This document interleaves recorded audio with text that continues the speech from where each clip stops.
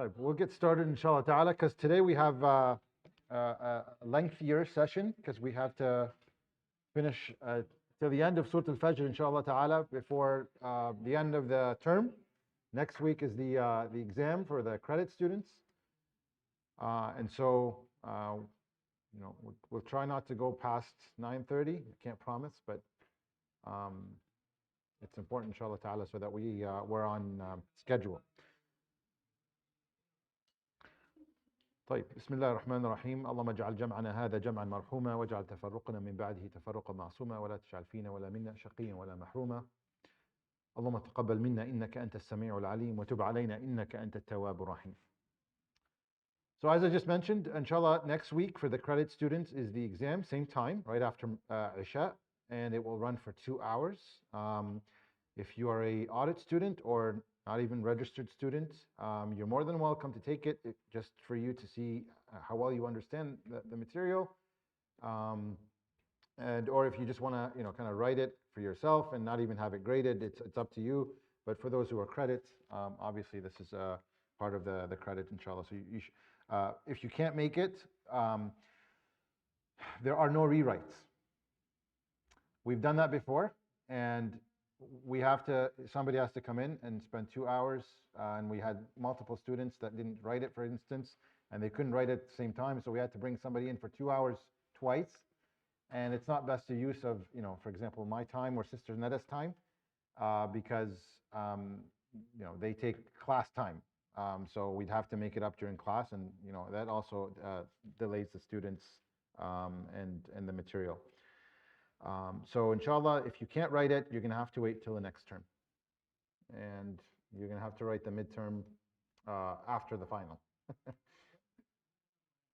The final is next, probably April, because we will finish Juz' Amma by then, inshallah ta'ala.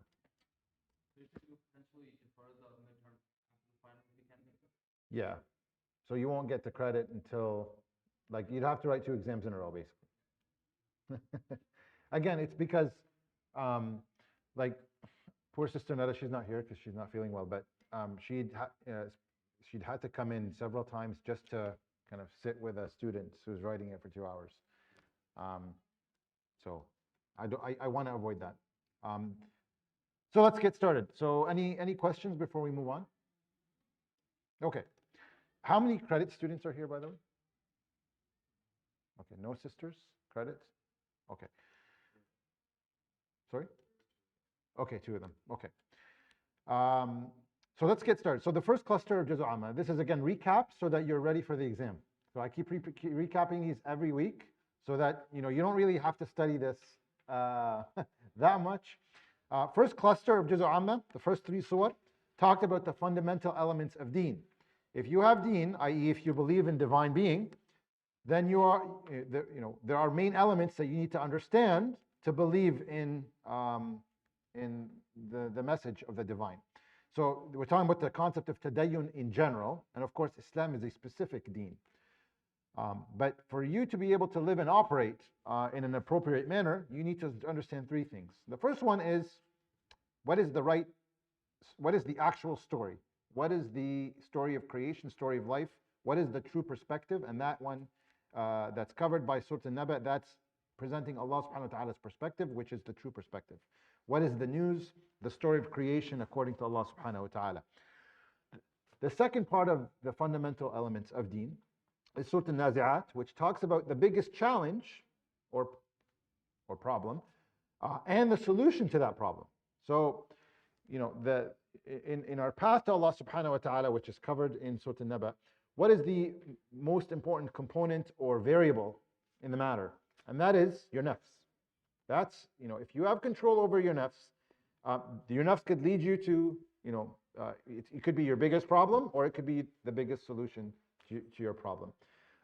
And that's what stands between you and your path to Allah subhanahu wa ta'ala. And then the third surah, which is Surah Abasa, which is the code of conduct. It gives us, in order for us to adopt the deen, we need to know what is expected of us from a code of conduct perspective. What is Allah subhanahu wa ta'ala expecting of us? And that sets the standard.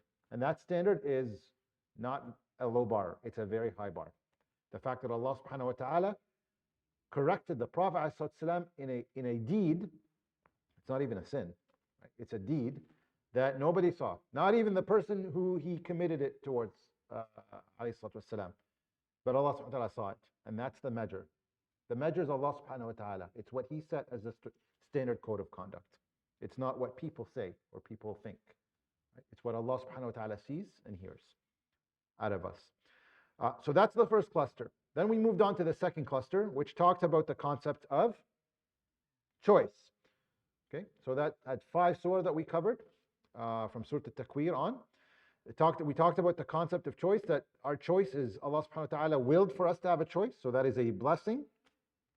But with that blessing comes a responsibility or accountability. And not only that, but our choices have consequences, not only akhirah consequences, but also dunya consequences, and they are recorded. And when we are given a choice, and we don't have, there are matters that we don't have a choice in, but there are matters that we do have a choice with. And if we do have a choice, we need to make sure we take educated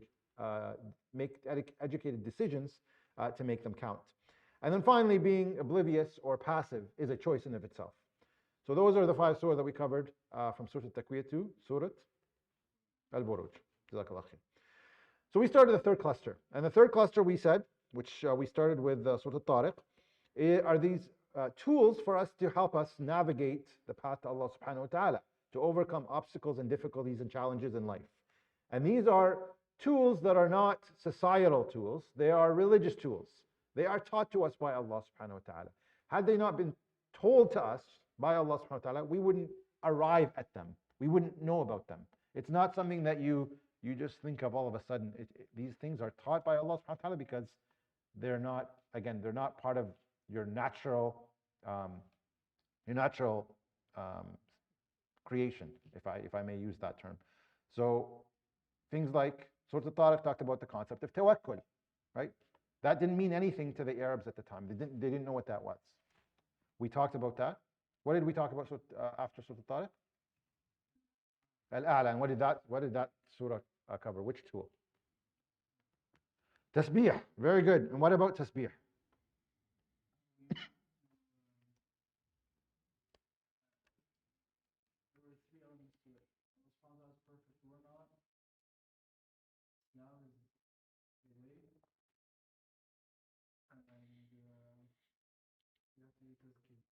Yes, so very good, close. So maybe I'll define them a little bit better, just kind of to review. So tawakkul is a concept, again, and these are tools to help us navigate life and not to live in depression or in a state of difficulty. This is why Islam is a blessing, because it gave you all these tools to essentially give you the light to go through life, because life, as Sheikh Adnan mentioned in the Khatira, will throw curveballs at you that will smack you in the head and will get you in the mud for a long time. And so tawakkul, without tawakkul, you will live a depressing life. Or parts of your life, when there are challenges, they'll be depressing. And what is tawakkul? It is putting your full trust in Allah subhanahu wa ta'ala, plus doing your best. So it's not just doing your best and not having trust, and it's not just having trust and not doing your best. Having trust, full trust, doing your utmost best, and then having contentment or rida with what Allah subhanahu wa ta'ala ordains. Okay. By the way, today's khatira was like bang on for for what we're going to cover today as well too, inshallah. So that's tawakkul. As Asim said, tasbih is 4 things. Acknowledging Allah subhanahu wa ta'ala's perfection. And why is that important? Is because when we recognize that Allah subhanahu wa ta'ala is perfect, we don't place blame on Allah subhanahu wa ta'ala, because that's what naturally, I don't want to say naturally because we're created on the fitrah, but I'll say is life and shaitan and influence of people will impact you negatively, and then your nafs the nafs always wants to place blame on something. It does not like to accept blame, and that's why tazkiyah is very important, right? So it's not Allah subhanahu wa ta'ala to put blame on him, because he's perfect. Perfection belongs to Allah subhanahu wa ta'ala, and we are the ones that are weak, so we're imperfect. So those are 2 things. The third thing is that Allah subhanahu wa ta'ala وَنُيَسِّرُكَ لِلْيُسْرَى. He made He eased for us the path, the path of ease. He gave us ease, the ultimate ease, and that is Islam. And if we think that anything is, in Islam is difficult, then we have a wrong understanding of the deen. We don't understand Islam. If we think Islam is difficult or components of it are difficult, then we don't have a true understanding. Because Allah subhanahu wa ta'ala said, وَنُيَسِّرُكَ لِلْيُسْرَى. Allah made Islam the easy path. Any other path will be difficult, but Islam made it easy for you. And all these tools help you. Yes? That compared to the idea of this life is supposed to be a test, and you're supposed to face difficulties, and the idea that if the difficulties are indeed present, that's when you truly tell that you're loved by Allah. Yeah, so life is going to throw, Allah subhanahu wa ta'ala will throw tests at you, right? Islam, if you employ Islam, if you wear the lens of Islam, and you act according to what the tools that Islam gave you, you will overcome these difficulties, right? So they're going to be there. They're on the path. There's nobody on earth that does not go through challenges and difficulties, right? Even somebody who's doesn't believe in Allah subhanahu wa ta'ala, doesn't acknowledge a higher power, and has everything they want, they will go through difficulties too, because that's the nature of life. Now, how do you deal with life? Islam makes it easy for you to deal with life.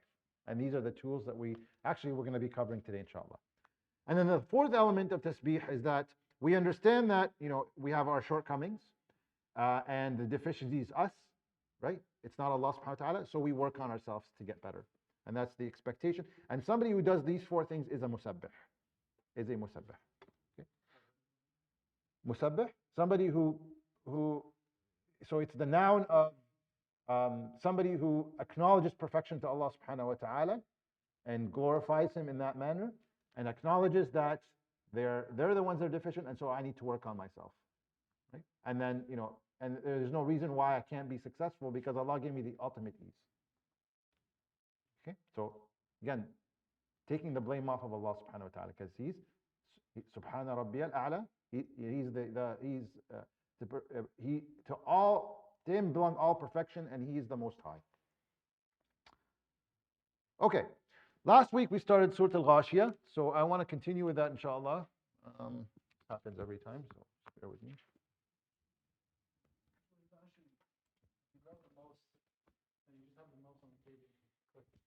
That's okay. I think it's working now. Oh, maybe you're right. I should have listened to you. Okay. So we started Surah Al-Ghashiyah last week, and we're going to finish it today, and then we'll go on to Surah Al-Fajr. So that's why we've got a jam schedule today. But I think we've covered about half of Surah Al-Ghashiyah, almost half. So we're not going to talk about the ayat that we already covered. I'm hoping everybody who wasn't here listened to last week's lecture. Is it posted? I thought it was posted. Okay. We covered, I think, let me see, what did we cover till?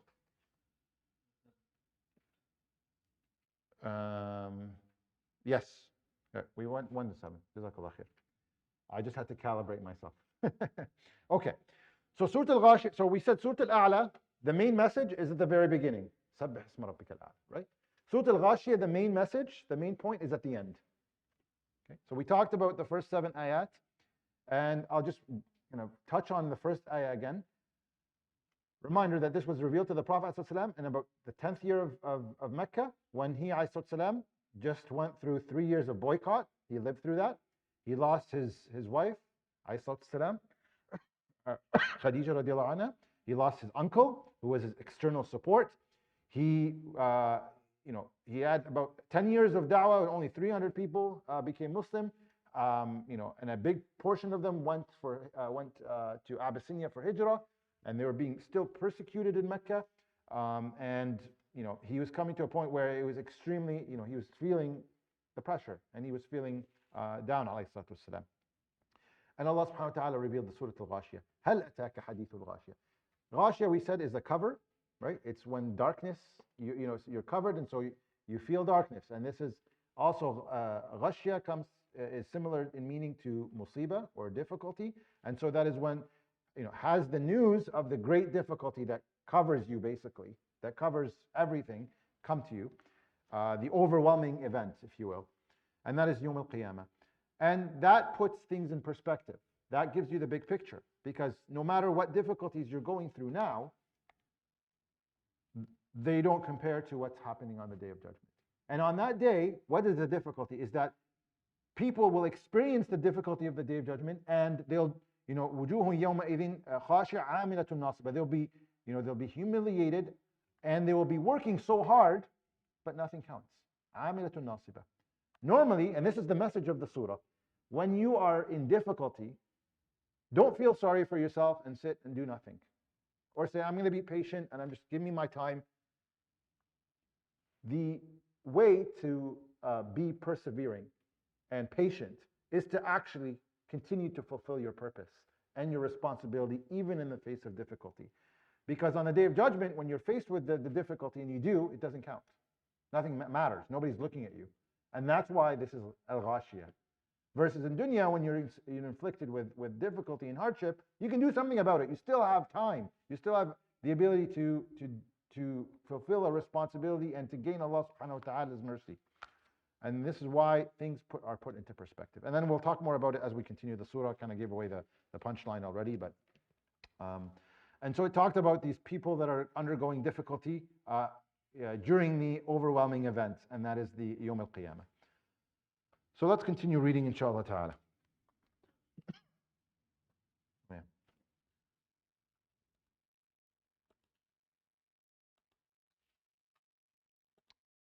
أعوذ بالله من الشيطان الرجيم. بسم الله الرحمن الرحيم. وجوه يومئذ ناعمة لسعيها راضية في جنة عالية لا تسمع فيها لاغية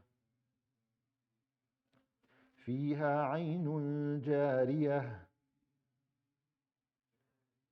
Remember, it's so these are all ta marbuta, and when you stop at a ta marbuta, it becomes a hat. So the hat has to come out, it has to be clear, right? So لا تسمع فيها لاغية, okay? Not لاغية, لاغية. فيها عين جارية فيها سرر مرفوعة وأكواب موضوعة ونمارق مصفوفة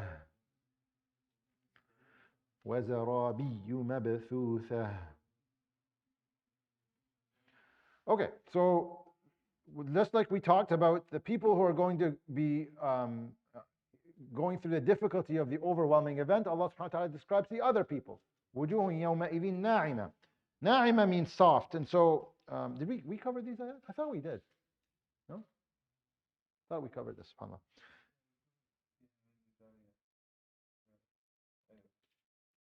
Okay, anyway, I'll just go through it really quickly, inshallah ta'ala. Yeah, وُجُوهٌ يَوْمَئِذٍ نَاعِمَةٌ, soft. Na'ima means soft or tender. It's a figure of speech for relaxation and comfort. Why? وُجُوهٌ يَوْمَئِذٍ نَاعِمَةٌ لِسَعْيِهَا رَاضِيَةٌ. This is why it's in comfort and in luxury, because it's لِسَعْيِهَا رَاضِيَةٌ. Sa'iha is toward, not amal, right? Again, I said this I think last week. This is why now I'm remembering. It's not لِعَمَلِهَا رَاضِيَةٌ. It's not that it's content with its deeds. It's content with what it worked for in terms of its goals and objectives in life. So it's not like you sit there and you remember, of course you're going to go through your book and you'll see all the deeds there and everything is listed and nothing is, every detail is mentioned. But when you're remembering on the Day of Judgment, you remember what you strove for, what you lived your life for. That's why it's لِسَعْيِهَا رَاضِيَةٌ. Sa'i is something that a goal or a life objective, right? If you lived a life objective of, I want to get a job, be rich and, have a nice house and, travel, all over the world with my family, that's the sa'i that you will remember on the Day of Judgment. But if you lived a life or a sa'i where you said, I'm going to, be somebody who's going to call people to Allah subhanahu wa ta'ala, right? I'm going to put myself in da'wah. I'm going to learn as much as I can and try to spread the message of Allah subhanahu wa ta'ala and bring people to Him subhanahu wa ta'ala, then that's what you will remember. Whatever you strive for in here, you will remember on the Day of Judgment. لِسَعْيِهَا رَاضِيَةٌ. So these faces that are in comfort and in luxury, they will be content with what they pursued in their life. لِسَعْيِهَا فِي جَنَّةٍ عَالِيَةٍ. Yes? So is that a reinstatement of something that we just said in the second surah? Which second surah? Something was mentioned in the second surah. I remember we covered sa'i before. Yeah. We talked about the concept of sa'i before. Yes. So you mean Surah Al-Nazi'at? Yes. Correct. Yes. Absolutely. Right. So yeah, some of these words again, the Quran explains the Quran, right? So this is why we're mentioning these things again. But yes, we did cover these meanings. في جنة عالية, in an elevated garden, لا تسمع فيها لاغية. It will not hear in it anything that's harmful, no harsh words, no cursing, no lying, no namima, no ghaib, ghiba, nothing like that. Namima and ghiba is basically backbiting or slander. And Allah subhanahu wa ta'ala talks about this, وَأَلَّيْسَ لِلْإِنسَانِ إِلَّا مَا سَعَى, that the human doesn't own anything except what they strove for. And these are people that are happy because of what they strove for, and they'll be in gardens that are elevated, and they will not hear any vain talk or ill speech. فِيهَا عَيْنٌ جَارِيَةٌ, it has in it a spring, جارية, it's flowing, it's always running. And we know from Surah Muhammad that these springs are of water, of milk, of honey, and of wine. فيها عين جارية فيها سرر مرفوعة, and it has also in it elevated thrones or couches. Now think about, put this in perspective. Have you ever been to, I don't know, a building where or a tower or even a hotel room where you go to the highest level and you have like windows and overlooks the whole city, and how beautiful that is, and it's so luxurious. This is the description of these couches or thrones in Jannah. Sururun marfu'a, elevated, so you can see the beauty of all of Jannah. If dunya is nice, imagine Jannah, right? The view there. وَأَكْوَابٌ مَوْضُوعَةٌ, and cups that are put for them. So you're going to be served. You don't have to go and get your cup and fill it. It'll come to you. It'll be placed. Whatever drink you want, it will be brought to you and placed beside you. So this scenery is just showing you the ultimate relaxation in Jannah. وَنَمَارِقُ مَصْفُوفَةٌ. Namarik are pillows. Now, at the time of the Prophet ﷺ, pillows were an extreme luxury. We probably have hundreds of pillows at home. I don't know, lots of pillows, right? At the time of the Prophet ﷺ, it was a luxury. There's an interesting story about Jabir. Did I talk about Jabir before? I think I did. Jabir accompanied the Prophet ﷺ on a trip, an expedition. His father was martyred, Abdullah, and him and his father actually had to choose who's going to go for jihad, because he had 9 sisters, I believe, younger sisters he wanted to take care of, or they wanted somebody to take care of, and both of them couldn't go, and so they drew lots, I think, at the time, and his father won, so he went for jihad and he got martyred, radiallahu anh, and Jabir stayed back and had to take care of his sisters, and he got married. Nonetheless, he was on an expedition with the Prophet ﷺ, and he came back, and from the sunnah of the Prophet ﷺ, and this is the etiquette of the Prophet ﷺ, this is why we really need to study the seerah. Every detail of it is so beautiful.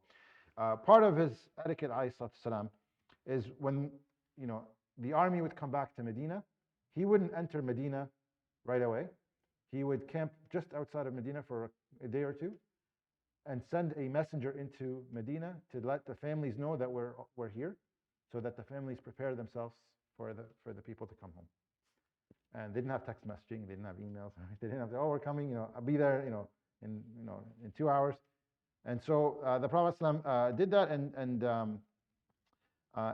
that was something that he did after expeditions or battles, ﷺ. And Jabir asked him one time, what are we waiting here for? What's the point? And the Prophet ﷺ responded, حتى تعد زوجتك لك النمارق, so that your wife can prepare for you the namariq. Namariq masfufa, right? So that she can prepare for you the pillows. And then the Prophet, or Jabir would say, the Prophet ﷺ, we don't have any pillows. Ya Rasulullah, ما عندنا نمارق. We didn't have any. And the Prophet ﷺ said, إذن نأتيك بالنمارق. And so we'll get you some pillows. So the luxury that they didn't have, the things that we have now, and subhanAllah, you think, how much dunya we've been given versus the Sahaba. وَزَرَابِيُّ مَبَثُوثًا, and carpets that are soft. Well, not soft, I should say, carpets that are spread out, but the carpets are, because they're carpets, they're soft, because the Prophet ﷺ didn't have carpets, he had a hasir. Hasir are like woven, kind of like, what do you call it in English? Those like, those mats that are made out of like wood, or, this, yeah, the straws, the straw mats. The Prophet ﷺ used to, like, when he'd sleep, it would mark up his side, right?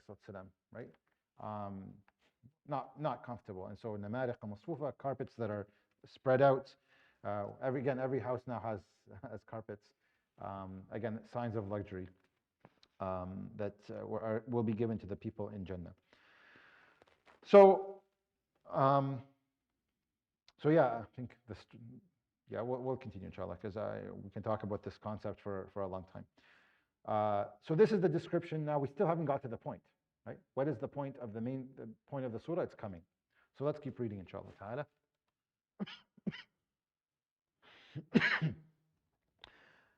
Okay. أفلا ينظرون إلى الإبل كيف خلقت وإلى السماء كيف رفعت وإلى الجبال كيف نصبت وإلى الأرض كيف سطحت فذكر إنما أنت مذكر لست عليهم بمسيطر إلا من تولى وكفر فيعذبه الله العذاب الأكبر إن إلينا إيابهم ثم إن علينا حسابهم. So the next 4 ayat, أفلا ينظرون, there's 4 questions. Do they not look? أفلا ينظرون, do they not observe or look at 4 things? إلى الإبل كيف خلقت. إبل means camels, but it also could mean large groups of animals. كيف خلقت, how it was created. وإلى السماء كيف رفعت, and how the sky was raised. وإلى الجبال كيف نصبت, and how the mountains were erected. وإلى الأرض كيف سطحت, and how the earth and how it was spread out. Notice 4 hows. Allah subhanahu wa ta'ala is telling us, asking us to look into the why, right? Or the how. So you look and you seek to understand. Did we contribute to any of these 4 things? No. Think about the camel. If we take the meaning that al-ibil is camel. The camel has been around for thousands of years. It's actually a very unique animal. And it has very distinct features and special value for Arabs at the time, until now. Ibn Kathir commented, and he said, the camel is an amazing creation, and it's strange at the same time. It's extremely powerful and strong. Yet it's gentle enough to be led by the weakest person. Right? Think about what it can carry and what it can endure in the heat of the desert, and it can go without water, and it stores water for a very long time. It's such a strong, reliable animal, but it can be led by the weakest person. And it can be eaten, and there's benefit in its hair and its milk can be drank from. So it's think about just that single creation, and we had no control over or no contribution to that. And similarly with the sky and with the mountains and with the earth, which we talked about this creation already before, we have absolutely no control over it and no contribution over it. We did none of it. We did none of it. We're weak. We're vulnerable. We can barely take care of ourselves. We can't even take care of these things. So everything up till this point is a build-up to the punchline, the ayah that is central to the surah, which is فَذَكِّرْ إِنَّمَا أَنْتَ مُذَكِّرْ. So remind, indeed, there's emphasis, إِنَّمَا أَنْتَ مُذَكِّرْ. Indeed, you are one who reminds. Allah subhanahu wa ta'ala is telling the Prophet ﷺ, your job is to remind, so remind. You're a person that your function in life is to remind people, so remind. لَسْتَ عَلَيْهِمْ بِمُسَيْطِرٍ. And you do not have control over them. And you do not have control over them. So remember, this message is coming to the Prophet ﷺ in a very difficult time, right? We talked about how overwhelming it was for him ﷺ, losing his family, his wife, radiallahu anha, his uncle, persecution, boycotting, death to the Sahaba, including the torturing and all of that, and the limited amount of people that became Muslim after all these years. And now he's, Ta'if is a challenge. All these things overwhelming the Prophet ﷺ, and Allah subhanahu wa ta'ala is telling him, do your job. فَذَكِّرْ إِنَّمَا أَنْتَ مُذَكِّرْ لَسْتَ عَلَيْهِمْ بِمُسَيْطِرٍ. You have no control over them. Just do your job. That's what you're asked to do. You're asked to persevere through whatever overwhelming events that are going on in your life by just continuing to fulfill your responsibility. فَذَكِّرْ إِنَّمَا أَنْتَ مُذَكِّرْ. That's your job. And your job is not to have control over them. So, in essence, this is the main point, is that when we're going through overwhelming event in our lives, we need to think about the big picture. Again, it's easy, and a lot of people do this. I don't feel like doing this anymore. I don't feel like, I just want to be left alone. I don't want to do any more Islamic work. I don't want to, participate in this.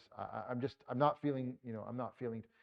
Allah subhanahu wa ta'ala is saying, persevere. Continue to function even if it's overwhelming. Because whatever you're feeling now, you can at least do something about it. You can still attain Allah subhanahu wa ta'ala's pleasure and Allah subhanahu wa ta'ala's mercy through working through these challenges. Because if you don't, well, there's the day that's coming where you are going to be challenged, and even if you work and do your best, it doesn't count. So at least now it counts. At least Allah subhanahu wa ta'ala recognizes that you're persevering, and that gets you an elevated status, versus on the Day of Judgment, when it's too late and you try to persevere and it's too late. Which one's overwhelming? Which one? Right? The one that you work hard and you get something out of, or the one that you work hard and no one's looking at you? And that's to put things in context. And this surah is all about perseverance. That, we talked about tawakkul, we talked about tasbih. The main concept of the surah is perseverance.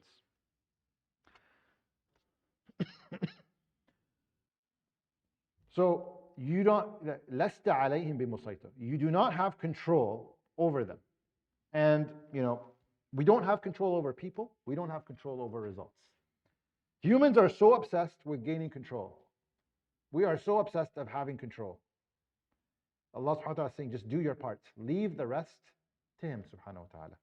إِلَّا مَنْ تَوَلَّى وَكَفَرَ. Except those who turn their back on you and they disbelieve in your message.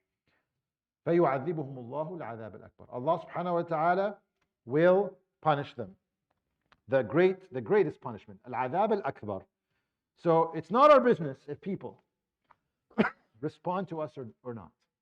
We just have to do our parts. You have and I have no control of who responds and who doesn't.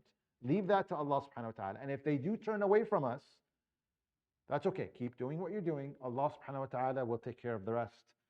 Allah will deal with them. And Allah is warning them. إِلَّا مَنْ تَوَلَّى وَكَفَرْ فَيُعَذِّبُهُ اللَّهُ الْعَذَابَ الْأَكْبَرَ. Allah subhanahu wa ta'ala will punish them with the greatest of punishments. إِنَّ إِلَيْنَا إِيَابَهُمْ. And Allah tells us again, tells the Prophet ﷺ and us, that to Him, إِلَيْنَا إِيَابَهُم, to us is their return. إِيَابَهُم is their return. So don't worry if you are, oppressed and these people are causing injustice to you, they're going to be punished and they're going to be coming back to Allah subhanahu wa ta'ala. Just do your parts. Persevere through challenges and difficulties. Leave the rest to Allah subhanahu wa ta'ala. فَيُعَذِّبُهُ اللَّهُ الْعَذَابَ الْأَكْبَرَ إِنَّ إِلَيْنَا إِيَابَهُمْ ثُمَّ إِنَّ عَلَيْنَا حِسَابَهُم, and to us is going to be their taking them into account.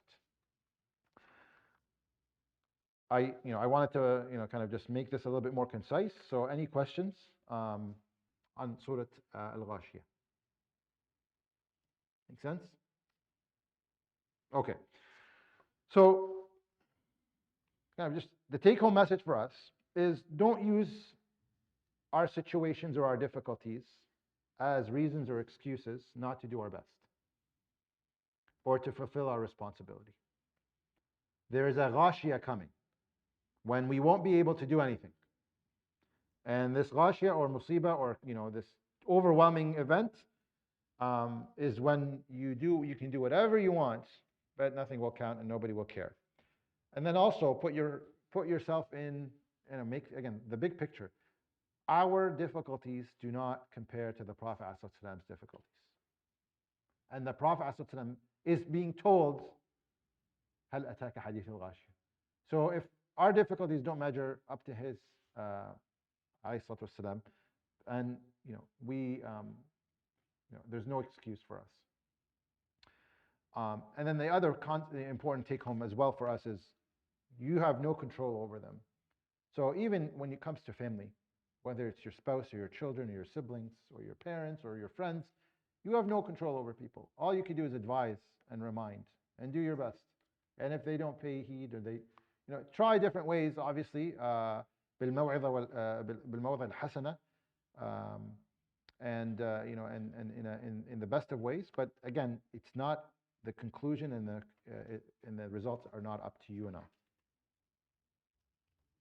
Okay. Any final questions before we move on?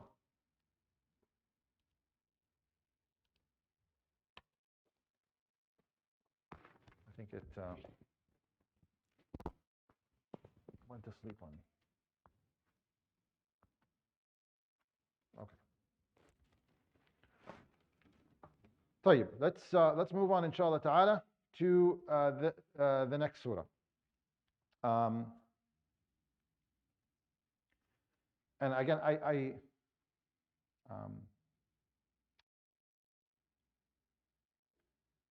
if you were to think about what perseverance means, I think this is just important before I forget. It's not sitting there and holding your anger and saying, I just accept what's happening. That's good. That's important to accept. But perseverance is going up a mountain where there's storm and you're still trying to get to the top. That's what perseverance is. So saying Alhamdulillah during difficulty is extremely important, but you also need to accompany that with actions. Okay, Surah Al-Fajr. We're going to talk about Surah Al-Fajr, which actually is nice because it aligns with today's khatira from Sheikh Adnan, the hadith he mentioned. Surah Al-Fajr is really talking about having proper perspectives. And these are perspectives that you would not learn on your own. You would not learn on your own. Actually, if you actually just think about it logically, most people would contradict what's in the surah. And Quran came to give us the proper perspective. For example, this is not outside of Surah Al-Fajr, but if you were to say to somebody out on the street who's not Muslim, doesn't know anything about Quran or Islam, give $10 to charity versus invest this in, put this in, lend it to someone, not invest, but lend it to someone, and they'll give you back $20, okay? That person will see the charity as I'm decreasing my wealth, and they will see the lending increasing my wealth, right? Well, I went from 10 to 0 in one, and the other one went from 10 to 20. But that's, so without the guidance of Allah subhanahu wa ta'ala and the Quran, that's how people would think. But Allah subhanahu wa ta'ala says, يَمْحُقُ اللَّهُ الرِّبَا وَيُرْبِي الصَّدَقَاتِ. Allah destroys interest and increases the charity. So it's actually the contrary. That proper perspective you wouldn't know without the Quran. Surah Al-Fajr came to talk to us about proper perspectives and understanding of life. And this is extremely important tool when you're going through life. Most people have memorized the surah, and it's recited by many, but it's, I think, poorly understood for the most part. It has two ayat that many scholars have said it's the two of the most important ayat. I think Imam Shafi'i, if I'm not mistaken, the most two important ayat in the Juzu, and some scholars have said the most two important ayat in the whole Quran, in Surah Al-Fajr. Okay. I think I mentioned maybe this situation before. Think about a person who went to the hospital. No, I didn't. Maybe just parts of it. Who went to the hospital when they were 60 years old because they had lung cancer. And that person spent their entire life working to avoid lung cancer. They ran marathons, they had strict diet, they never smoked, they stayed away from anybody who smoked. You know, I'm leaving, I'm not going to be taking secondhand smoking, and they still got lung cancer. Whereas their sibling or their cousin or whoever smoked all their life for years, didn't exercise, didn't eat properly, and they don't have lung disease. Now, how would somebody perceive that? That person that has lung cancer, how would they perceive it? Would they accept what happened? Very difficult. If your deen does not prepare you for moments like this to deal with them, then you did not take anything away from Islam. If you cannot, if you're not prepared for a moment like this, that means you did not take anything from Islam. It could have just been surface meanings that we thought we knew about Islam, but to actually live Islam and to understand it properly, that's lacking. If somebody can't deal with that situation, and most people don't deal with it. I'm not saying it's easy, but Islam, again, these are tools that Allah subhanahu wa ta'ala gives us to overcome these challenges, so that we can have acceptance and rida when it comes to these things. Difficulties show people's true colors. Okay, the Prophet ﷺ said in a hadith narrated by Abi Hurairah radiallahu anhu, the Prophet ﷺ said, "الناس معادن كمعادن الذهب والفضة," that people are like ore, like the ore of gold and silver. When you extract silver and gold, you take it from the ore. خيارهم في الجاهلية خيارهم في الدنيا, في الإسلام rather, sorry. إذا فقهوا. So the best of them in Jahiliyyah, in the time of Jahiliyyah, will be the best when they have Islam, when they become Muslim, if they understand. If they understand. And this is why it's important to understand these perspectives. Now, Surah Al-Fajr, it's known as Surah Al-Fajr, and I usually give what it's named after, or what it's named in different tafsir or masahif. Al-Fajr is the name that's most common, as opposed to Surah Al-A'la, which had the main point at the beginning, Surah Al-Ghashiyah at the end. Surah Al-Fajr has it in the middle. Okay, and then it has commentary. And can you guess the middle? It's those two ayat that we refer to. It was revealed when, Arthur? I'm still asking that question. I have to say it, right? Technically, if I don't say it, that means I didn't cover it. So, so it's covered in Mecca, or it's revealed in Mecca. Okay. Let's start reading, inshallah ta'ala. I don't know what's wrong with this. Oops.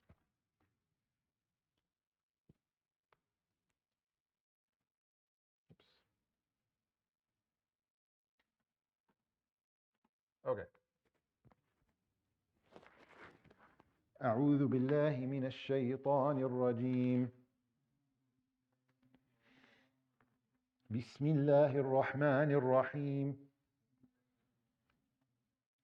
والفجر وليال عشر والشفع والوتر والليل إذا يسر هل في ذلك قسم لذي حجر. So Allah subhanahu wa ta'ala starts with oaths, right? Wal Fajr, and by the daybreak. Wal Fajr. It's the time of the day when you have the first beam of light that shows up on the horizon. Basically, it's not the sun's not out yet completely. It's the first, kind of light that you see in that horizon that signifies, the day breaking, right? وَلَيَالٍ عَشْرٍ, and the 10 nights. Now, you guys probably already heard the tafsir of this several times. Some scholars refer to them as the first 10 nights of Dhul Hijjah. Some refer to them as the last 10 nights of Ramadan. وَلَيَالٍ عَشْرٍ وَالشَّفْعِ وَالْوَتْرِ. And by الشَّفْع is even, and al-watr is odd. So, we pray witr is odd number of rak'at, right? So I'm explaining what all these, mean shortly, inshallah. وَاللَّيْلِ إِذَا يَسْرٍ, and the night, and when it kind of moves, or it leaves. So you notice here, the first 4 ayat, it's talking about, starts with Fajr, then it goes to night, and then when it leaves, what comes after night when it leaves? Fajr again, right? So it's a mini cycle.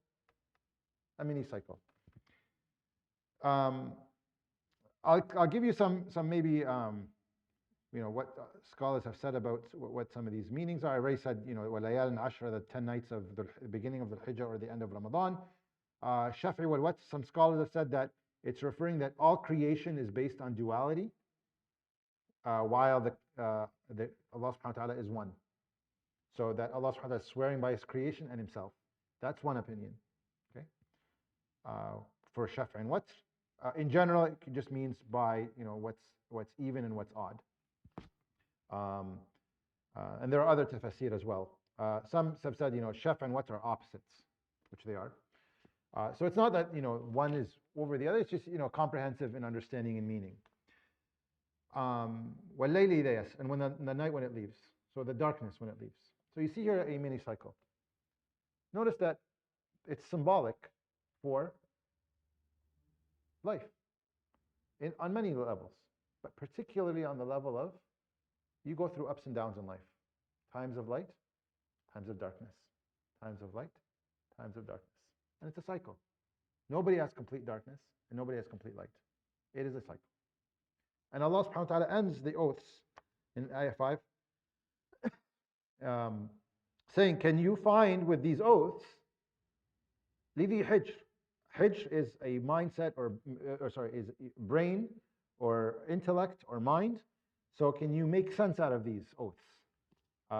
These oaths are for somebody who thinks and contemplates. So Allah subhanahu wa ta'ala is saying, it's a rhetorical question. Do these oaths make sense to you? Okay. Let's continue. أَلَمْ تَرَ كَيْفَ فَعَلَ رَبُّكَ بِعَادٍ إِرَمَ ذَاتِ الْعِمَادِ التي لم يخلق مثلها في البلاد وثمود الذين جابوا الصخر بالواد وفرعون ذي الأوتاد الذين طغوا في البلاد فأكثروا فيها الفساد فصب عليهم ربك سوط عذاب إن ربك لبالمرصاد. Okay, so another question. ألم ترى كيف فعل ربك بعاد? Have you not seen how your Lord dealt with Ad? Now, Ad was, was a people. Who is the prophet, by the way? Hud, alayhi salam. Hud, and Allah subhanahu wa ta'ala is saying, have you not seen what your Lord did with Ad? Iram. So Iram is the name of their grandfather, and they're often they're referred to as Iram. Dhatil Imad, those of the pillars. التي لم يخلق مثلها في البلاد. And so nobody else was given to them. No civilization was given what they had.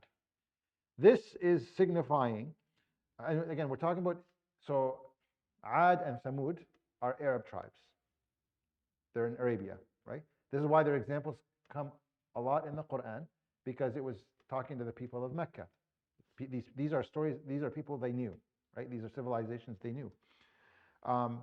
And you can, based on the description, these, Ad is not a, single time, people that lived for, a few years. This is a civilization that ran for many years, because you notice how Iram, they're named after their forefather, their grandfather, which means they ran for a long time, and they are a people of strong heritage and lineage. So they had that lineage, they had wealth, they had strong civilization. التي لم يخلق مثلها في البلاد. Nothing was created with their likes in the land. Nothing compared to what they had. Okay, so this is a strong civilization that lasted for a long time. وَثَمُودَ الَّذِينَ جَابُوا الصَّخْرَ بِالْوَادِ. And now also Allah talks about, and what about, have you seen also Thamud? الَّذِينَ جَابُوا الصَّخْرَ بِالْوَادِ. Those who carved rocks and structures in mountains or valleys. Wad is valley. So these people, and these structures are not just designs. They're actual castles and places where people lived. So the Thamud are descendants of Ad. They're descendants of Ad. They had prophet, who? Salih alayhi salam. And they were so powerful and advanced that they would carve structures and palaces and castles out of the mountains. Right? This is why the sign that they were given was a she-camel that was created from a boulder on the mountain. If you're that strong, into carving things in the mountain, well, Allah subhanahu wa ta'ala upped them one. Here's life from a mountain. Can you come up with it? They couldn't. So this was, Allah always, subhanAllah, Allah's mercy and justice, He gives people miracles based on what they understand. And what people understood in Thamud is that capability and that strength in carving things in the mountain. By the way, they're so powerful. They were so strong and so capable that their remnants still exist. I think they call them Madain Salih. That you can actually go to Saudi Arabia, and you can. I think it's difficult to visit because I think logistically they're difficult to see. But where they used to, their homes, they carved out of the mountains.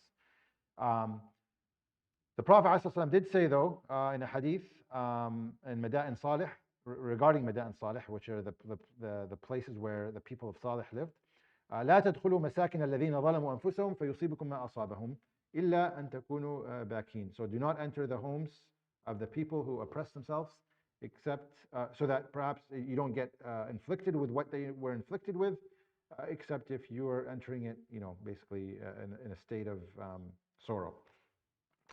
I don't know if you can. I've never been. I don't know if you actually the government allows you to visit them, but don't go out of your way to visit them. And so they had that capability. They were very, very powerful people. وَثَمُودَ وَفِرْعَوْنَ ذِي الْأَوْتَادِ. Fir'aun was a civilization in ancient Egypt. Autad comes from pegs. We're talking here about, well, what kind of pegs did they have? Similar to mountains looking? Pyramids, right? The pyramids are one of the world's miraculous structures, right? One of the 7 wonders of the world. Like how they built them with nothing, no equipment that we have today, and they're still standing, right? وفرعون ذي الأوتاد الذين طغوا في البلاد. الذين طغوا. Does that remind you of anything? طغوا? Because if it doesn't, you need to study for next week. طغوا means what? Comes from طغى, right? Which we talked about many times, which is 2 elements.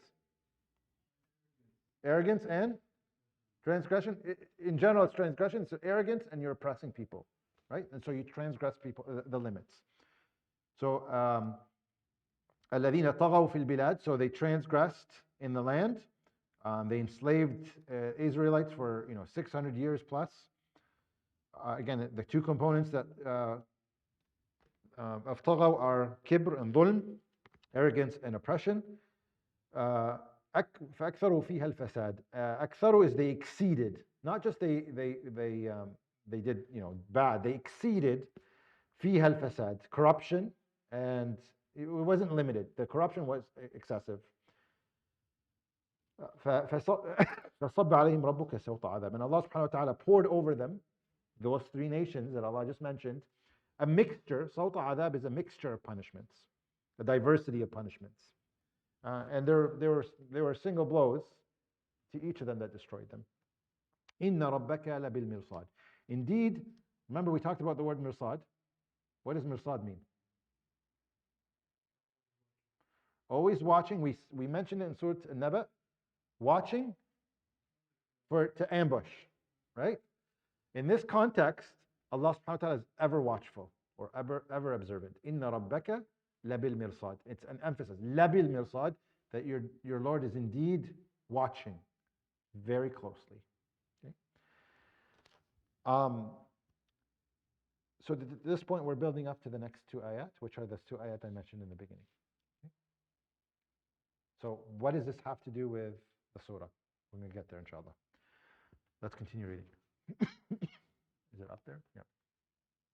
فأما الإنسان إذا ما ابتلاه ربه فأكرمه ونعمه فيقول ربي أكرمن.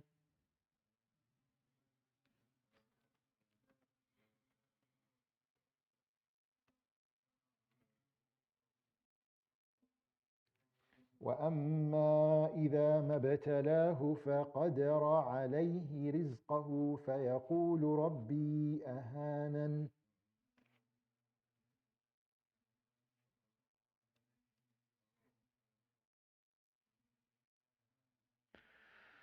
All right, these are the two ayat we're referring to. Some scholars said these are the most important two ayat in the Juz'ah, and some even in the Quran. فأما الإنسان إذا ما ابتلاه ربه. So I'll explain the wording, and then we'll talk about this concept because it's extremely important, and this is the highlight of the surah. And again, what's the theme of the surah? Having proper perspective. Having proper perspective. So indeed the insan, the human, if they are tried, إذا ما ابتلاه, ibtila is to be tested or tried by Allah subhanahu wa ta'ala. فأكرمه, akramahu gave him dignity, right? Doesn't have to ask anybody for anything. Has enough that they don't need to, put themselves, make themselves vulnerable in front of anyone.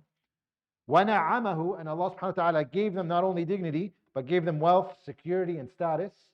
Na'amahu comes from ni'mah, and ni'mah means blessings, right? وَنَعَمَهُ فَيَقُولُ رَبِّي أَكْرَمًا. They will say that, oh, my Lord has honored me, or my Lord loves me, because I have dignity, and I have wealth, and I have ease, and I have status, so Allah must love me. That's the first ayah. Okay? Allah has rewarded me. Allah thinks I'm special because I have all these things. وَأَمَّا إِذَا مَا ابْتَلَاهُ. Again, now also another ibtila or test. But if Allah subhanahu wa ta'ala was to test, and it doesn't say insan, but it's referring to the human. فَقَدَرَ عَلَيْهِ رِزْقَهُ. Qadar comes from tightening, to constrict or to tighten, so or lessened.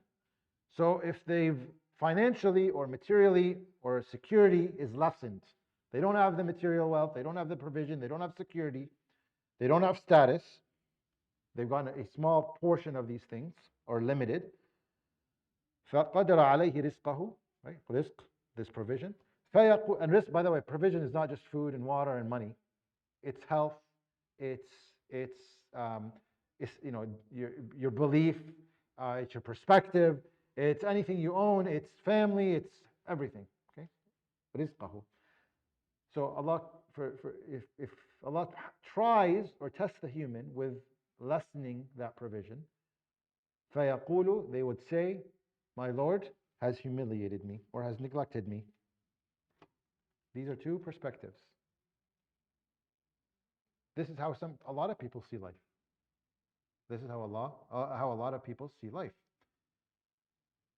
Notice the same word mentioned in both ayats. Ibtalahu. Tests. Both of them are tests. If Allah subhanahu wa ta'ala gives somebody and gives them a lot, it's to test them. We always think about, oh, people in Palestine are being tested when we're not. Okay? We are actually being tested. What we have, the security, the comfort, the luxury, is a test. That's what Allah subhanahu wa ta'ala is saying. It's ibtila. If Allah subhanahu wa ta'ala takes away your wealth, it's also ibtila. If you were born in privilege, that's a test. If you were not born in privilege, that's a test. Okay? If things are working out for you, that's a test. If they're not working out for you, that's also a test. And the test is to understand what you will do. What you will do. How will you react and behave? Okay? So if you understand these two ayat as being honored versus being disgraced, then you have missed the point of Islam completely. This is not how the world works. Okay? What comes to you is not evidence of how Allah subhanahu wa ta'ala views you, whether He loves you or He hates you, or neglects you or chosen you. It has nothing to do with that. It has nothing to do with that. Just like Sheikh Adnan, actually I just told, Sheikh Adnan was saying, sorry you ran a little bit over time with the khata. I said to him, you actually covered Surah Al-Fajr for me.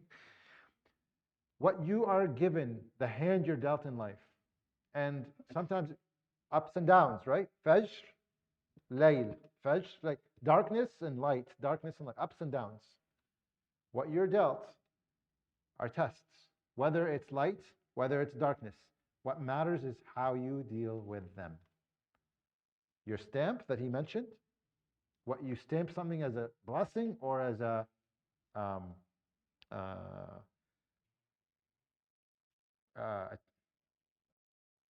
what is it, a catastrophe or a niqam. How do you? But it could be punishment. Yeah, I guess you can. Yeah, niqam. I thought there was a better word than punishment, but okay, let's say blessing or punishment, right? A blessing or punishment. You stamp it. You stamp it. Allah subhanahu wa ta'ala gives you these things, whether they seem good or they're something that we like or something we hate. It's not about if we like and we hate, because two people might hate the same. One of them might like something and the other one hates it, and vice versa. How you stamp it is up to you. And so that they're both tests. How do you react to them is up to you. Now, I will mention something very important. So it's not about, again, what Allah subhanahu wa ta'ala gives you, what you're dealt with in life, is not about how Allah sees you. It's not Allah favors me or disgraces me. Do not think this way. That's the wrong thinking. Because the next ayah starts with what word? We didn't read it yet. Kalla. Kalla is no. It negates everything. All that understanding, get it out. What we will talk about here, and I want you to be focused because I don't want to get you lost. If you don't study and you fail, is that a test? That's a natural consequence. That's a natural consequence. Okay? If you don't study and you fail, that's a natural consequence. That's not a test. Okay? You cannot label that as qadar. Qada and qadar. People say, oh, I failed, qadar Allah ma sha. Right? If you didn't study and you failed, that's a natural consequence. Okay? If you studied hard and you failed, that's a test. Is that the same as if you don't apply, you don't get accepted?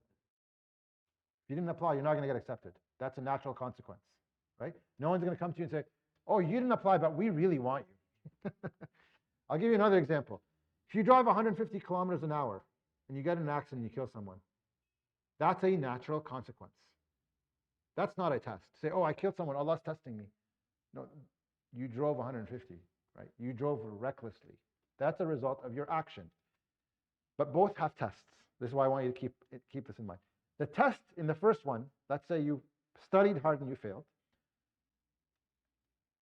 and you did your best, you were dealt the hand that you failed. This is where you take that as, it's not that Allah disgraced me, it's I'm being tested. What am I going to do? Right? What am I going to do? Remember we talked about Surah Al-A'la? Right? Is there something I could do better? Is there something I can improve myself on? Did I miss Fajr that day? Did I feel arrogant going to the exam? How can I improve? That's how you look at it. It's a test. I know this is a test. I did my best and it still didn't work out. What can I do to improve? Right? Now separate. This is why I don't want us to think is, we label things. Not Allah subhanahu wa ta'ala. Allah subhanahu wa ta'ala gives something, and this how we react is our test. Now in the situation where you drove 150 kilometers an hour and you killed someone, that's a natural consequence.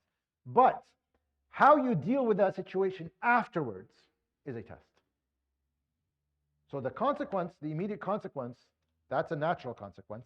But how you deal with it, do you blame it on someone else?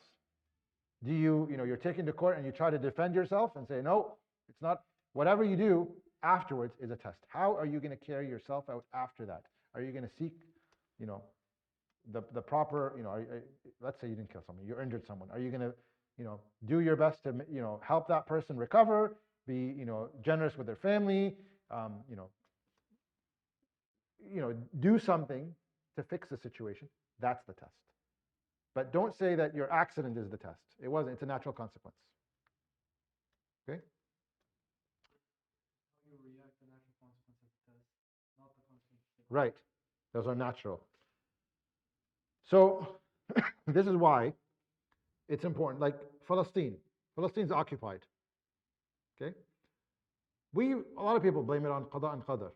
No, that's a natural consequence for us of being accepting, saying whatever. And we've been like that for 75 years. We react when there's bombing of Gaza, right? But every day there's persecution of Palestinians. Every day there's destruction of their homes. Every day they're putting a 7-year-old or a 12-year-old in jail for no reason. And we're quiet. Say, well, all of this oppression is happening. It must be a test. Well, it's a test perhaps for them because they're doing their best to fight oppression. But we can't say this is a natural consequence. This is a test for us. We didn't do our part. Oh, sorry. It is a natural consequence. We didn't do our part. Right? How we're going to react after is a test. Okay? So this is why you can't just say, oh, the people in Palestine are tested. Yeah, they are tested. But for us, it's a natural consequence. What are we going to do about that to fix it is our test. Does that make sense? This is how we have to view things. There's natural consequences, and there are tests. So take us back to the 3 groups of people that Allah mentioned: Ad, Thamud, and Fir'aun. Allah's telling us He's capable of punishing whoever oppresses. Inna rabbaka labil mirsad. He's watching. He's watchful over everything. But notice how Ad and Thamud were given everything, and Fir'aun. They were given a lot. Right? التي لم يخلق مثلها في البلاد. Ad had everything. There's nobody that had what they had. So they had strength, they had power, they had lineage, they had wealth. Does that mean Allah subhanahu wa ta'ala honored them? No. Allah gave us an example of people who were given a lot and they were punished. So don't think that because you're given a lot that Allah favors you. These are tests. What Allah gave them was the reason for their destruction. It's not because Allah gave them blessings so He's destroying them. It's because they misused what He gave them. And so they were destroyed. But because, don't view that, well, if Allah gives somebody a lot, that means that He favors them. Well, He gave Ad more than anybody you can think of. But they were destroyed because they didn't use these things responsibly and to worship Him subhanahu wa ta'ala. Okay? Any questions so far?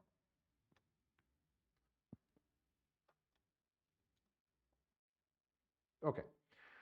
So just to kind of emphasize this point a little bit more, if it's in your control and you get a natural consequence, then it's not a test. If you've done all you could and you didn't get you didn't get what you expected, the natural consequence, then it's a test. Okay. Yeah, and we said this before. I think the Prophet ﷺ, when he ran into difficulties, he asked Allah for forgiveness. He didn't, say, "Oh, this is what Allah ordained," and live with that. Remember, Shaykh Adan said that Islam is not passive. It should never be passive. It should look for, okay, the Prophet ﷺ asked for forgiveness and saw what he could do better. What is his role? How he can execute it better. All right. Let's see, what else do you want to cover here? Okay, yeah, so this is an important point that I think I should mention. Some of the scholars have said,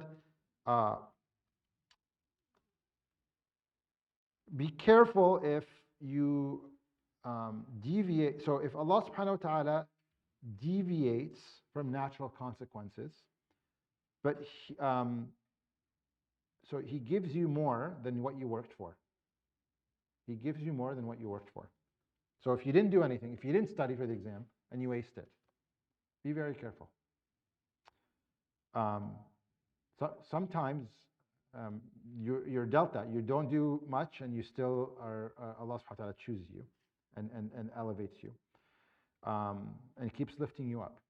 The scholars have said that أتعس الناس من هو في بعده عن الله يرفعه الله. That the worst of people, أتعس الناس, the worst of people are people who Allah subhanahu wa ta'ala, who are distant from Allah, and Allah continues to elevate them. These are the worst people. Allah keeps raising them in life, giving them what they want, and they're still distant from Him. This person thinks they're doing well because they're getting all these things. But they're actually the worst of people. They're completely opposite to the prophets, because the prophets had hardly anything and they were the best of people. So the prophets of Allah called and did their utmost best, and they dedicated their lives and they sacrificed, and they didn't see the results. Right? And they are the best of people. So just keep that in mind. Okay, well, inshallah, wrap up in the next 10 minutes so that we're about 9:30. So I won't take you too much time. All right, so let's continue reading. Next ayah. كلا بل لا تكرمون اليتيم ولا تحاضون على طعام المسكين وتأكلون التراث أكلا لما وتحبون المال حبا جما كلا إذا دكت الأرض دكا دكا وجاء ربك والملك صفا صفا وجيء يومئذ بجهنم يومئذ يتذكر الإنسان وأنى له الذكرى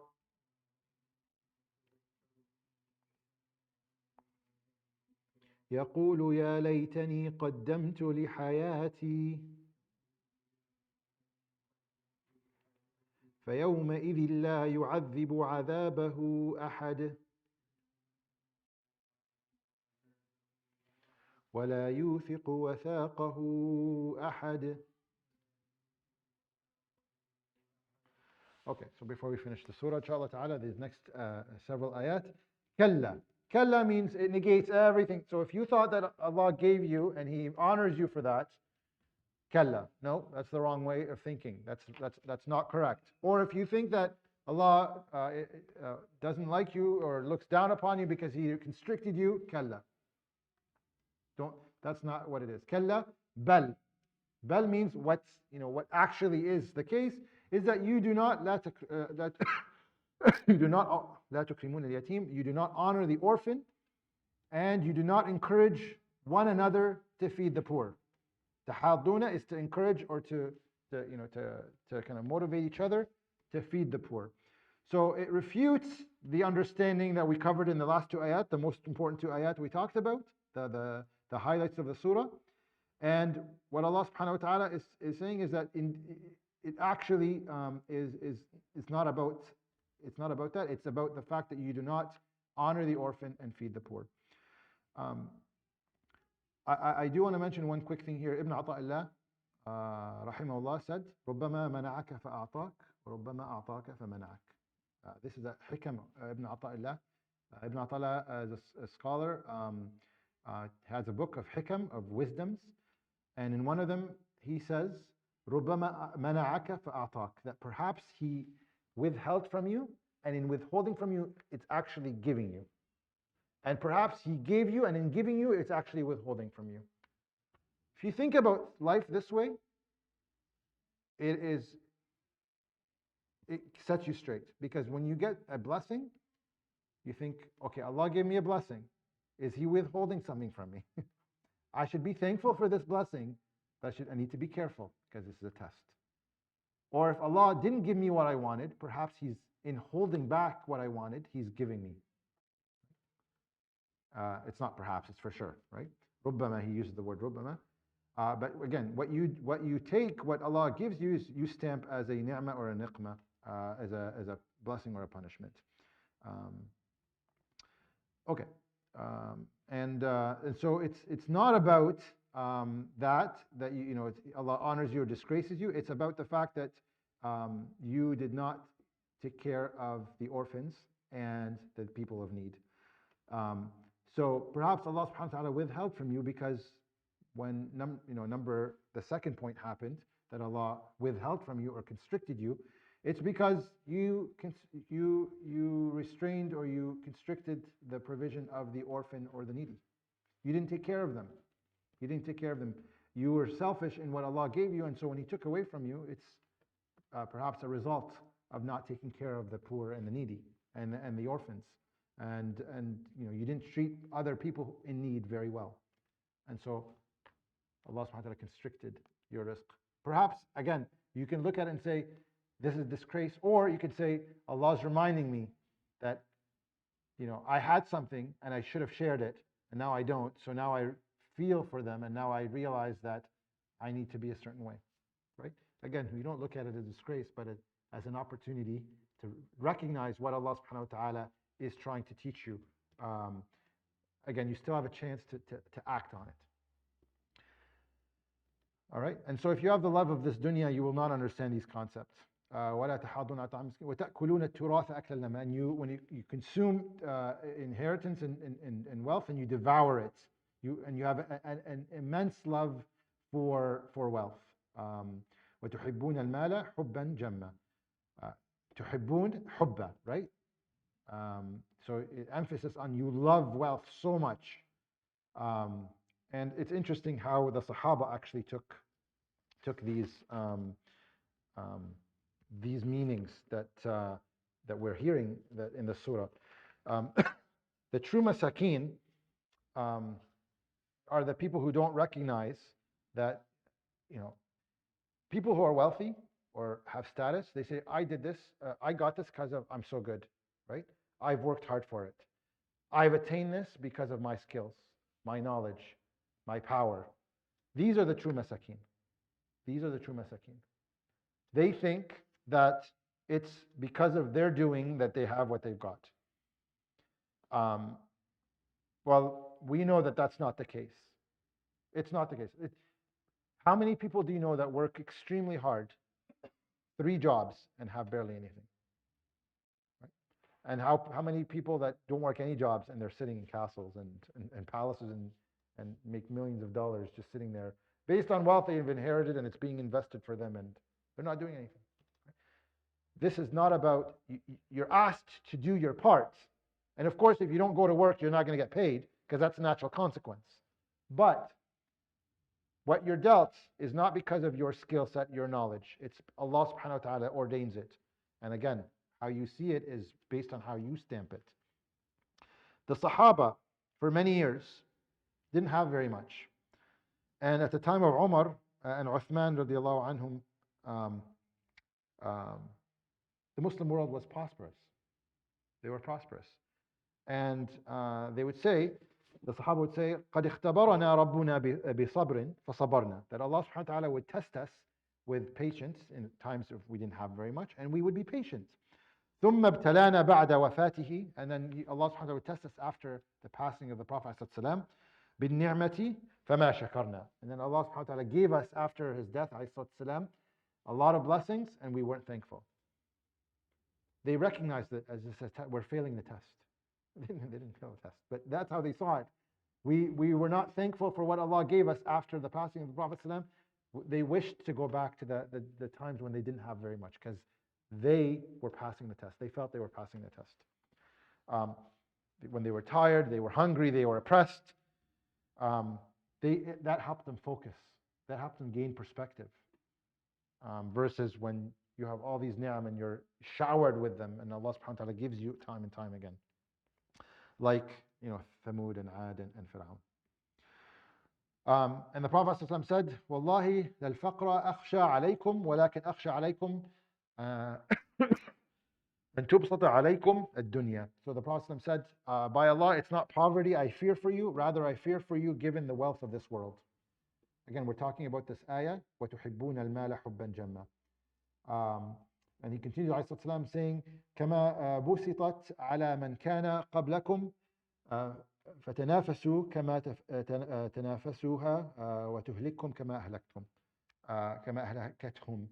That they would compete, I fear for you, they would be given wealth from this world, just as those people before you, and you would compete for it just that as they competed and they were ruined, and you would be ruined like them. And this is in Bukhari and Muslim. And so Allah is reminding you, it's not that Allah honored you. It's not that about Allah loves you or honors you or disgraces you. It's about that you do not give, you do not help those in need, the orphans, and that you love the material of this world. And then Allah subhanahu wa ta'ala says again, kalla, kalla. إِذَا دُكَّتِ الْأَرْضُ دَكًّا دَكًّا. Indeed, no indeed. He reminds us that when the earth is leveled or pounded or crushed. Dakka is to be pounding or crushing. And it's repeated, dakkan dakka. So it's the emphasis on the action. On that day, وَجَاءَ رَبُّكَ وَالْمَلَكُ صَفًّا صَفًّا. And your Lord comes and the angels rank upon rank. صَفًّا صَفًّا. Again, emphasis of the ranks of the angels. You can envision this day of judgment, how it's looking. وَجِيءَ يَوْمَئِذٍ بِجَهَنَّمْ. And the hellfire is brought. And when it's brought forward, وَجِيءَ يَوْمَئِذٍ بِجَهَنَّمْ يَوْمَئِذٍ يَتَذَكَّرُ الْإِنسَانُ وَأَنَّى لَهُ الذِّكْرَى. And that day the human will remember, and for him, what will be the remembrance? He will say, or she will say, I wish I had set ahead, or I had planned, or I did, قَدَّمْتُ لِحَيَاتِي. I planned and did good in my life. And the fact that it's saying this, the ayah is saying قَدَّمْتُ لِحَيَاتِي, that I prepared for my life. Which life is it talking about? What's the real life? The maternal life. The day of judgment is the real life. What happens afterwards is the real life. Again, perspective. The surah is telling you about perspective. Your actual life is what comes after death, not this world. And Ibn Kathir pointed out that Allah subhanahu wa ta'ala will show the hellfire to those people to let them see what it contains of retribution and punishment before they enter it. وَالْعِيَاذُ بِاللَّهِ. Because observing it intensifies their sorrow and distress and the horror of anticipating the anguish that they're about to experience. Because one thing is to enter something, but one thing is to look at it and know you're entering it. وَالْعِيَاذُ بِاللَّهِ. Right? Scary thing, right? And Allah is saying, وَجِيءَ يَوْمَئِذٍ بِجَهَنَّمَ. It's brought. Jahannam is brought for them to see. And that's when the insan, the human, will remember and say, I wish I prepared for this life. فَيَوْمَئِذٍ لَا يُعَذِّبُ عَذَابَهُ أَحَدٌ. And on that day, nobody will be punished the punishment that they will be getting. وَلَا يُوثِقُ وَثَاقَهُ أَحَدٌ. And none will be bound as they will be, as the bounding of Allah subhanahu wa ta'ala to those people. So let's finish the surah. So we'll read it together. يَا أَيَّتُهَا النَّفْسُ الْمُطْمَئِنَّةُ ارجعي إلى ربك راضية مرضية فادخلي في عبادي وادخلي جنتي. And then the other part. So you have the soul that looks and says, I wish I prepared for my life, and it will be punished, a punishment that nobody will get the severity of similar severity. And then the soul that says, that will be called, O reassured soul, Ya ayyatuha an-nafsul mutma'inna, irji'i, return to your Lord, radiya mardiya. You will be pleased and you will be pleasing to Him. An-nafsul mutma'inna, the one that had the opposite reaction to those two ayats. It had the proper perspective. It knew that the real life is coming up in the akhirah, but it lived a life of understanding that good, whatever you're presented, whether it seems good or bad, it's all tests. And it doesn't mean that Allah subhanahu wa ta'ala honors you or disgraces you, it's how you stamp it. And it lives a life of contentment, and it's mardiya. So it's radiya, it's a soul that was radiya, that was content with whatever it was presented. It didn't mislabel or say Allah looks down upon me, or this is because of my work or my power or my status or my skills. It understood the proper perspective, and it will find out on the Day of Judgment that it's mardiya, that Allah is pleased with it, because nobody knows that Allah is pleased with them until the Day of Judgment. And it will فَادْخُلِي فِي عِبَادِي, it will be told to that soul, enter amongst my righteous servants and enter my paradise. Surah of perspective, Surah Al-Fajr. And I really wanted to cover it before we break, because life is all about perspectives. And these are, again, the highlights of the surah, of do not see things based on what you like and what you dislike. See things as tests, whether they're easy or difficult. And I hope that was beneficial. Any questions before we close?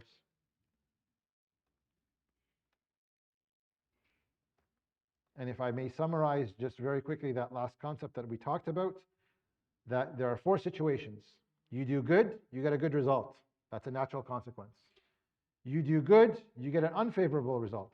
That's qada and qadr, that's a test. You do bad and you get a bad result. That's a natural consequence.